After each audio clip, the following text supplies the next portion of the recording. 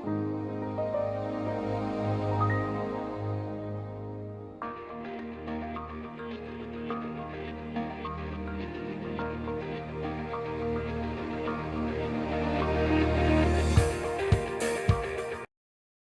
Everyone, मैं अरुण गुप्ता स्वागत करता हूं आप सबका इस वीडियो ट्यूटोरियल में। यह ट्यूटोरियल यूज़फुल है उन स्टूडेंट्स के लिए जो रेलवे, बैंक, एसएससी जैसे एग्ज़ाम्स की प्रिपरेशन कर रहे हैं। और इस ट्यूटोरियल में हम डिस्कस करेंगे फिजिक्स, भौतिक विज्ञान। फिजिक्स, भौतिक विज्ञान आपके जनरल अवेयरनेस का एक पार्ट है।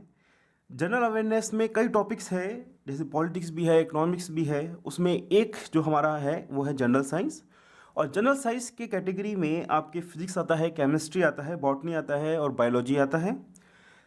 तो फिजिक्स में आप देखिए कि कौन कौन से चैप्टर्स इंपॉर्टेंट हैं और जिससे सवाल अक्सर पूछे जाते हैं।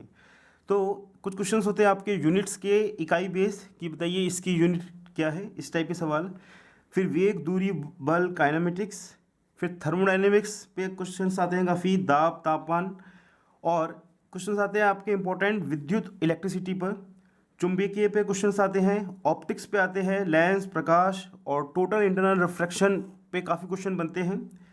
फिर साउंड पे क्वेश्चंस आते हैं। और एग्जामिनर्स का फेवरेट है बर्नौलीज प्रिंसिपल पे तो क्वेश्चन आता है, या बायोन्सी फोर्स पे क्वेश्चन आता ही आता है। समझ लेते हैं कि जनरल साइंस आपके लिए किस प्रकार से मददगार है। देखिए, इन एग्ज़ाम्स में ऐसा नहीं है कि एग्जामिनर आपसे बहुत डीप में, बहुत कठिन या फिर बहुत ही कॉम्प्लेक्स क्वेश्चंस पूछने वाले हैं। इसमें ऊपर ऊपर से क्वेश्चंस पूछे जाएंगे और ये देखा जाएगा कि आपका जनरल साइंस में नॉलेज है या नहीं, बेसिक कॉन्सेप्ट स्ट्रॉन्ग है या नहीं। प्रॉब्लम यहाँ पे ये आती है कि कई स्टूडेंट्स के बेसिक कॉन्सेप्ट ही स्ट्रॉन्ग नहीं होते हैं। तो हम यहाँ पे आपके बेसिक कॉन्सेप्ट स्ट्रॉन्ग बनाएंगे इस वीडियो से, और एग्ज़ाम में आए इंपॉर्टेंट क्वेश्चंस को लेंगे और देखेंगे कितने आसानी से क्वेश्चन आपके हो जाते हैं अगर आपके बेसिक कॉन्सेप्ट स्ट्रॉन्ग हैं। और फ़ायदा इस टॉपिक का ये है जनरल साइंस का कि अगर आपने एक बार ये कॉन्सेप्ट समझ लिए तो दोबारा इसको पढ़ने की या फिर समय देने की ज़रूरत नहीं है, कोई टेंशन दिमाग में रखने की ज़रूरत नहीं है। क्योंकि एक बार अगर आपने कॉन्सेप्ट पढ़ लिया तो एग्ज़ाम में आए क्वेश्चंस को आप पक्का कर ही देंगे। इसमें हम स्टार्ट करते हैं इलेक्ट्रिसिटी से, विद्युत किए से। इलेक्ट्रिसिटी क्या है? इलेक्ट्रिसिटी एक ऊर्जा है, एक एनर्जी है जिससे हम यूज़फुल वर्क कराते हैं। मतलब अपने बल्ब चलाते हैं, अपना पंखा चलाते हैं, अपना एसी चलाते हैं।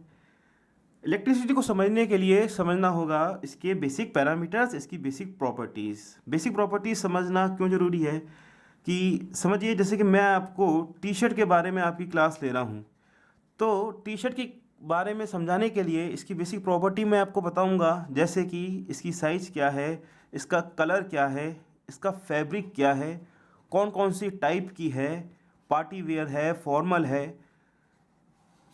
तो इसी प्रकार से अगर आप इलेक्ट्रिसिटी समझना चाहते हैं तो आपको इसके बेसिक पैरामीटर क्या है वो समझना होगा, बेसिक प्रॉपर्टी समझनी होगी। तो देखिए, इलेक्ट्रिसिटी के बेसिक प्रॉपर्टीज़ क्या है। स्टार्ट करते हैं। वोल्टेज है, करंट, धारा, वॉट, शक्ति, रेजिस्टेंस, प्रतिरोध, आपकी एनर्जी जिसकी यूनिट है वाट आवर, इसको हम बोलते हैं हिंदी में ऊर्जा। इसका रेजिस्टेंस, इसका यूनिट है ओम, इसका यूनिट है डब्लू, वॉट, इसका यूनिट है ए और इसका यूनिट है वोल्टेज का वी। फिर आइए आगे बढ़ते हैं। एक पैरामीटर है इसका पावर फैक्टर, जिसको अपन cos फाई बोलते हैं। एक पैरामीटर है इसका फ्रीक्वेंसी, जिसको हम हिंदी में आवृत्ति बोलते हैं। अच्छा, फिर इसके टाइप वो एसी है या डीसी है। और फिर इसकी वायरिंग कैसी है, फेज़ वायर कैसा है, न्यूट्रल है, अर्थ है। तो इस पे अपने क्वेश्चंस बनते हैं, ये इसकी प्रॉपर्टी है। और फिर जो क्वेश्चंस पूछे जाते हैं या फिर जो इस चैप्टर में आता है वो होते हैं डिवाइसेस जो इस इलेक्ट्रिसिटी से जुड़ी है। जैसे हमारा हो गया ट्रांसफार्मर, हो गया हमारा इन्वर्टर, हो गया हमारा रेक्टिफायर हो गया। अब आप मन में प्रश्न उठ रहा होगा कि सर ये पैरामीटर एक्चुअली में है क्या। क्योंकि जब आप टी शर्ट की बात करते हैं तो टी शर्ट तो हमने पहना हुआ है, देखा हुआ है, तो उसका हम फील कर सकते हैं। इलेक्ट्रिसिटी को हम कैसे फील करें? देखिए, इलेक्ट्रिसिटी को आप फील करना चाहते हैं तो मैं आपको एक एनालॉजी से उसको बहुत अच्छे से समझाऊंगा और इससे आपकी पूरी इलेक्ट्रिसिटी जो है उसके कॉन्सेप्ट जो है, बेसिक पैरामीटर समझ में आते हैं। एनालॉजी क्या होती है? एनालॉजी होती है कि आप एक चीज़ समझना चाहते हैं, ठीक है, और आपको वो समझ में नहीं आ रही है, आपके लिए नहीं है, तो एक दूसरी चीज़ जिसको आप समझते हैं, तो उससे आप उसको रिलेट कर देंगे तो वो आपको समझ में आ जाएगी। मान लीजिए कि जैसे आपको कोई लड़की है और वो बहुत सुंदर है, तो आप अपने दोस्त को बता रहे हैं कि लड़की बहुत सुंदर है, तो उसको समझ में नहीं आएगा, पर आप उसको बताएंगे कि वो कैटरीना कैफ की तरह है या फिर आप ऐश्वर्या राय की तरह है, तब आपको उसको समझ में आएगा। अच्छा, तो इसको हम कहते हैं एनालॉजी। तो जब भी मेरी क्लास इलेक्ट्रिसिटी की हम स्टार्ट करते हैं तो ये एनालॉजी मैं ज़रूर अपने स्टूडेंट्स को बताता हूँ। तो एनालॉजी इस प्रकार से है, आप एक केस आप गौर कीजिए कि एक पहाड़ है और पहाड़ से आपका पानी गिर रहा है, ठीक है। तो ये जो पहाड़ की जो ऊंचाई है,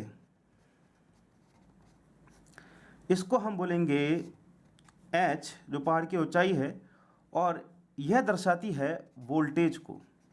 समझे बात को? यह दर्शाती है आपकी वोल्टेज को। और जो ये पानी बह रहा है ना, ये पानी जो है इसको हम बोलते हैं चार्ज, कूलम इसका यूनिट है। ये पानी जिस गति से बह रहा है, समझे बात को, पानी जिस गति से बह रहा है, तो D Q by D T या delta Q by delta T, इसको मैं डिनोट करूँगा आई से, तो इसको मैं बोलूँगा धारा, करंट। जिस गति से ये चार्ज बह रहा है, जिस गति से पानी बह रहा है, उसको मैं बोलूँगा धारा, करंट। अब आप देखिए कि पानी बह रहा है, इसमें ताकत है, और इसको मैं अपने यूज़फुल वर्क के लिए यूज़ करना चाहूँगा, किसी वर्क इससे कराना चाहूँगा। तो मान लीजिए मैं एक टरबाइन इससे घुमाना चाहूँगा, तो मैं एक पंखड़ी ऐसा ले लिया, ठीक है। तो यह मेरा जो हो गया डिवाइस हो गया, उपकरण हो गया, और जितनी मैं इससे ताकत इसकी यूज़ करूँगा, ठीक है, जो ये ताकत इस पर लगाएगी, उसको मैं बोलता हूँ वाट, शक्ति। तो आप रिलेट कीजिए इससे, जिसकी यूनिट है डब्लू। और जितनी देर तक मैं इसकी वाट लूँगा, भाई मैं 1 घंटा ले रहा हूँ, 2 घंटा ले रहा हूँ, मैं इतनी सारी शक्ति ले चुका हूँ, तो उसको मैं बोलूँगा ऊर्जा, उसको बोलूँगा मैं एनर्जी, जो जिसकी यूनिट है वाट आवर। मतलब शक्ति इतने घंटों के लिए मैंने यूज़ ली या इतने समय के लिए मैंने यूज़ करी, तो ये हो गया मेरा ऊर्जा या एनर्जी। अब आप ये समझिए कि पानी की गति इस पर पड़ रही है, इस टरबाइन पे पड़ रही है, इसकी ब्लेड्स पर, और ये घूम रहा है। पर मान लीजिए पानी की जो गति बहुत ज़्यादा है, और इतनी ज़्यादा है कि जो इसकी पंखड़ी जो है वो टूट रही है या फिर इसका गति को सहन नहीं कर पा रही है। तो मैं चाहूँगा कि इस पानी की धारा को, इसके वेग को मैं लिमिट करूँ, कंट्रोल करूँ। आइए अब कुछ बेसिक इक्वेशन समझ लेते हैं। एक इक्वेशन जो बेसिक है, जिसको हम ओम्स लॉ भी बोलते हैं, V = I/R। तो ये जो मेरा सर्किट है, इसमें मान लीजिए इस डिवाइस का जो रेजिस्टेंस है वो है R। तो इस रेजिस्टेंस और इस डिवाइस का टोटल मिलाकर रेजिस्टेंस है R+R। तो यहाँ पे मेरी इक्वेशन बैठेगी V = I, यहाँ पे R इक्विवेलेंट है ये। तो इस सर्किट का जो इक्विवेलेंट रेजिस्टेंस है वो हो गया हमारा R+R। तो ये चीज़ आपने समझ ली। दूसरी बात ये समझिए कि जैसे मैं बोलूँ कि इस रेजिस्टेंस के अक्रॉस कितनी पावर ड्रॉप होगी, या इस डिवाइस के अक्रॉस कितनी पावर ड्रॉप होगी। आइए अब आगे बढ़ते हैं और रूबरू होते हैं बाकी प्रॉपर्टी से।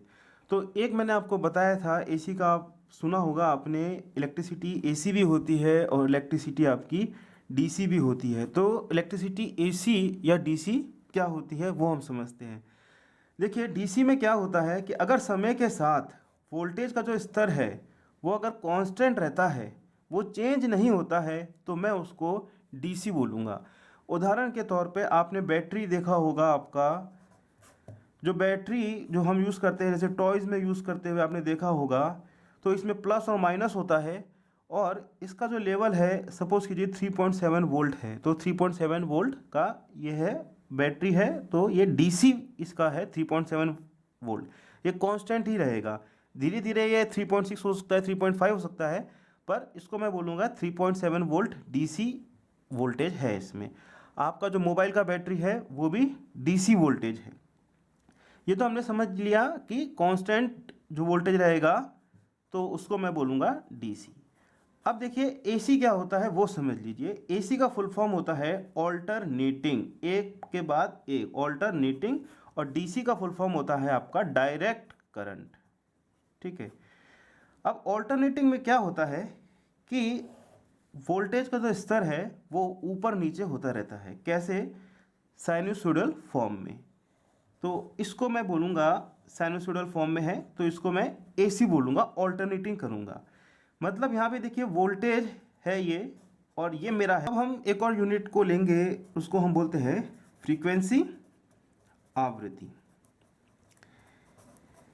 देखिए डीसी में फ्रीक्वेंसी का कोई मतलब नहीं है क्योंकि ये कांस्टेंट है, पर एसी में फ्रीक्वेंसी का क्या मतलब है और हमारे घरों में जो सप्लाई आ रही है उसकी फ्रीक्वेंसी क्या है। तो हमारे घरों में जो सप्लाई आ रही है उसको हम बोलते हैं 50 हर्ट्ज।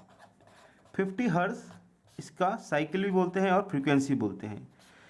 यह सभी देशों में समान नहीं है। जैसे अमेरिका में ये 60 हर्ट्ज में भी होती है, हमारे देश में ये 50 हर्ट्ज पे फ्रीक्वेंसी पे हमारे को बिजली मिलता है। अब हम ये समझते हैं कि फ्रीक्वेंसी होती क्या है वो समझिए। मैंने आपको बताया था ऑल्टरनेटिंग करंट। ऑल्टरनेटिंग करंट मतलब ये जो वोल्टेज है वो जीरो से लेके पीक पे गया, फिर जीरो पे आया, फिर नेगेटिव पीक पे गया, ये नेगेटिव पीक है, और फिर जीरो पे आया। तो ये एक पूरी साइकिल रिपीट होती रहती है। तो इस साइकिल की जो अवधि है कि यहाँ से जीरो से लेके यहाँ तक का जो समय लगा, ठीक है, ये है इसकी समय अवधि। जो टाइम पीरियड है ये है टी, और ये सेम रहता है। मतलब दूसरी साइकिल तक का टाइम यहाँ से शुरू होगा वो भी आपका टी रहेगा। तो ये जो टी रहता है वो है आपका 20 मिली सेकेंड। ठीक है। मतलब यहाँ से लेके यहाँ तक आने में, मतलब जीरो है उसके बाद दोबारा जीरो होने में उसको समय लग रहा है। दोबारा जीरो होने पर, यहाँ पे मैं आपको एक बात बता दूं कि मैंने जो बताया उसको ध्यान से समझिए।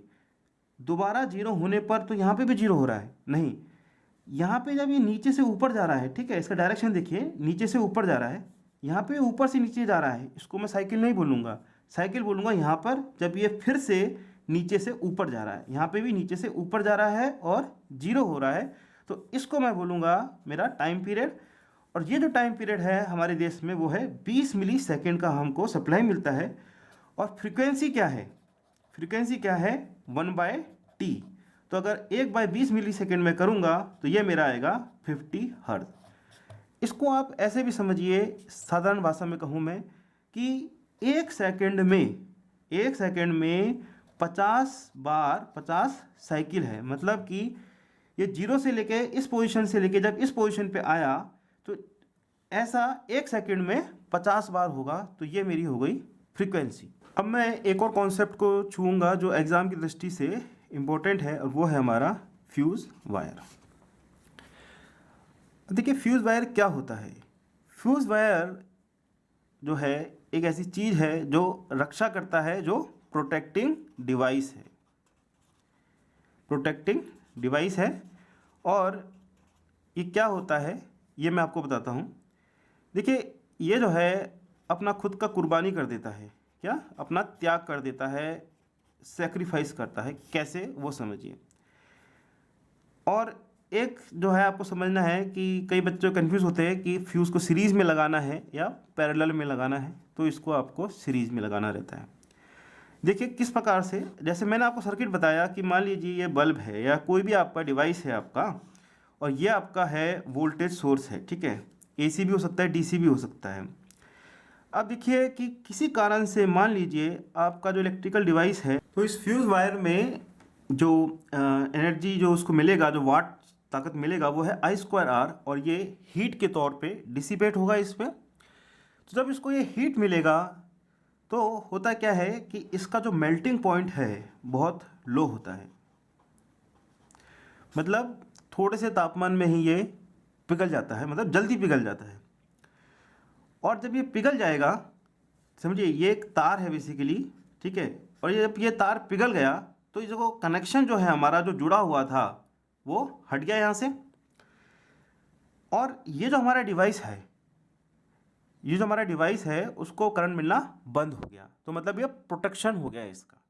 मतलब कहने की बात ये है सिंपल कि ये डिवाइस है, हम चाहते नहीं कि ये ख़राब हो, और अगर इसमें किसी कारण से अगर ज़्यादा करंट चला जाता है या फिर यहाँ पे ज़्यादा वोल्टेज आपको मिल रहा है, उसकी वजह से करंट एकदम से ज़्यादा हो जाता है, तो ये फ्यूज़ वायर को मैं सीरीज़ में लगा दूंगा, और जो इसमें करंट जाएगा उससे पावर डिसिपेट होगी I²R, जो कि हीट फॉर्म में कन्वर्ट होगी। और अगर करंट का लेवल एक लिमिट तक ठीक है, वहाँ तक तो ठीक है। मान लीजिए कि 2 एम्पियर का फ्यूज़ है, ये 2 एम्पियर रेटिंग का फ्यूज़ है, तो आपने 1.5 एम्पियर तक आप करंट दे रहे हैं तो फ्यूज़ उसको विदस्टैंड कर रहा है, ठीक है। पर मान लीजिए कि इसका जो है करंट बढ़ जाता है, एकदम से 3 एम्पियर होता है, और उसकी वजह से इस डिवाइस को खतरा होता है, तो जैसे ही 2 एम्पियर क्रॉस करेगा तो यह फ्यूज़ वायर जल जाएगा, पिघल जाएगा और सर्किट को तोड़ देगा, और जो यह आपका जो डिवाइस है इसकी रक्षा हो जाएगी। तो fuse wire as a protection device है।